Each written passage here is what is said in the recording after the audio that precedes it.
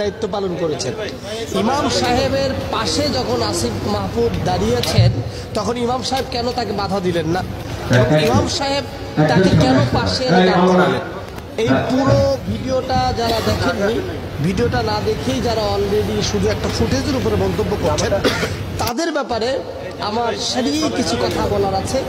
দেখুন, ইসলামী শরীয়তে যদি কোনো ইমাম সাহেব দায়িত্বশীল হয়, সেটি অমুসলিম মানে ইসলামী রাষ্ট্র না এমন কোন জায়গায় যদি তিনি দায়িত্বশীল হন, সেক্ষেত্রে ইমাম সাহেবের পিছনে যারা দায়িত্বশীল ব্যক্তি তারা কিন্তু দাঁড়ায়। যে সকল রাষ্ট্রীয় ঈদগাহ আছে বা রাষ্ট্রীয় মসজিদ আছে, সেখানে ইমাম সাহেবের পিছনে যারা দাঁড়ান তারা ইমামের পরিবর্তে ইমাম নিযুক্ত হওয়ার সুযোগ তাদের থাকে না।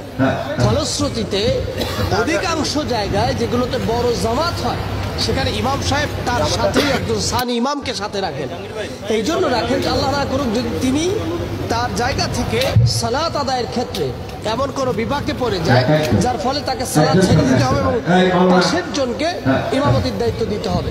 এখন পিছনে যারা দাঁড়িয়ে আছেন, আমাদের দেশে একটা ব্যাড ট্রেন্ডিং হলো যে তারা সামনে এবং ওই জায়গাটাতে ইমাম সাহেবের জন্য অর্থাৎ সানি ইমামকেও জায়গা দিচ্ছে না, অথবা জায়গা সংকলন হচ্ছে না। এমন মুহূর্তে সানি ইমামকে যখন ডান পাশে দাঁড় করানো হচ্ছে মূল ইমাম সাহেবের শরীয়ী মাসালায়, তখন বাম সাইডে আরেকজনকে দাঁড় করানো হচ্ছে। অর্থাৎ আমরা ভিডিও ফুটেজে দেখেছি, যখন ইমাম সাহেব সালাত আদায়ের জন্য, ঈদের নামাজ পড়বার জন্য তিনি প্রস্তুতি গ্রহণ করছিলেন, তখন ডান পাশে তার সানি ইমাম ছিলেন এবং সানি ইমামকে পাশে রাখার কারণে শরীয়ী মাসালায় বাম পাশে আরেকজন ব্যক্তি দরকার। ইমাম সাহেব ঘুরে বললেন যে আপনাদের মধ্যে থেকে যে কোনো একজন, নির্দিষ্ট করে কাউকে বলেনি, যে কোনো একজন আপনি আমার পাশে এসে দাঁড়ান, শরিয়তের দিক থেকে যেন কোনো অসুবিধা না হয়। ঠিক তখন ৩-৪ জন কানাঘুষা করে আসিফ মাহমুদকে ওখানে পাঠিয়ে দিয়েছে।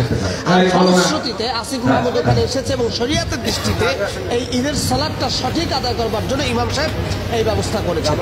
কিন্তু আজকে যারা ইমাম সাহেবের এই দায়িত্বটাকে শরিয়তের মানদণ্ডের হিসাব না করেই যারা আজকে সমালোচনা করছেন, অনেক আসিফ মাহমুদকে পীর সাহেব বলছেন, কেউ বলছেন ইমামুল আকবর, বিভিন্ন ধরনের ভাষা শব্দ চয়ন ব্যবহার করছেন। আপনি যদি শরিয়ত না বোঝেন, শরিয়তের ভাষা না বুঝেন, আপনি চুপ থাকেন। কিন্তু আপনি শরিয়া বুঝেন না, আপনি শুধু শুধু একটা ফটো একটা কথা ফেসবুকে লিখে দিলেন, এটা তো সারা জীবন থাকবে, আপনার মৃত্যুর পরেও ফেসবুকে থাকবে। এমন অবস্থায় আল্লাহ সুবহানাহু ওয়া তাআলার কাছে কি জবাব দিবেন যে সম্পর্কে আপনি জ্ঞাত ছিলেন না, যেটা সম্পর্কে আপনি জানতেন না, ধারণার আন্দাজের উপরে যেটার ব্যাপারে আপনি ফতোয়া দিয়ে দিয়েছেন। সুতরাং আমি উদাত্ত আহ্বান জানাবো, শরিয়তের ক্ষেত্রে যেটা একজন ইমাম সাহেব সালাত আদায় করিয়েছেন, নিঃসন্দেহে তিনি শরিয়তের মাসালাকে সঠিক করেই সালাত আদায়ের চেষ্টা করেছেন। এজন্য আমরা যারা সমালোচনা করছি, আমাদের প্রত্যেকের উচিত শরিয়তের মানদণ্ড সঠিকভাবে জেনে